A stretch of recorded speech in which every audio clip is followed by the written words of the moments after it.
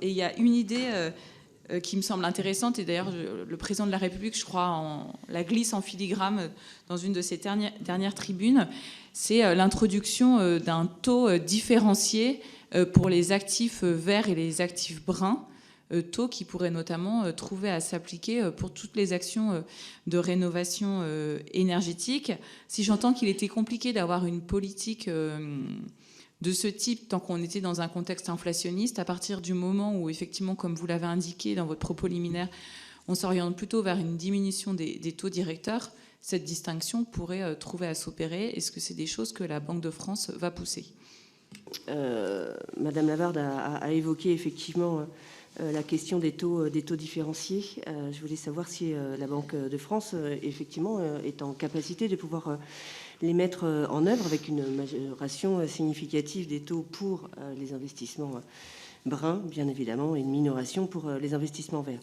Est-ce que nous pouvons aujourd'hui connaître l'horizon temporel d'une mise en place d'un taux d'intérêt vert ? Alors, sur cette question de taux vert et taux brun, j'ai lu, comme vous, la tribune du président de la République, et c'est une idée, effectivement, qui est évoquée périodiquement. Il nous semble que la meilleure façon d'y répondre, c'est la prise en compte du risque climatique dans l'appréciation du risque de crédit en général. Et je vais prendre l'exemple des crédits bruns, parce que celui-là est, je crois, très parlant.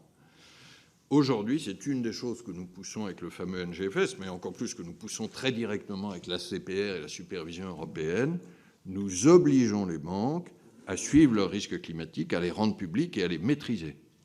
Et je crois que cette approche basée sur les risques doit rester le cœur de l'action du superviseur et même de la Banque centrale. Si on imaginait des taux verts qui soient totalement indépendants des risques, et je ne dis pas non, là on serait peut-être davantage dans un mécanisme de bonification, peut-être plus de nature budgétaire.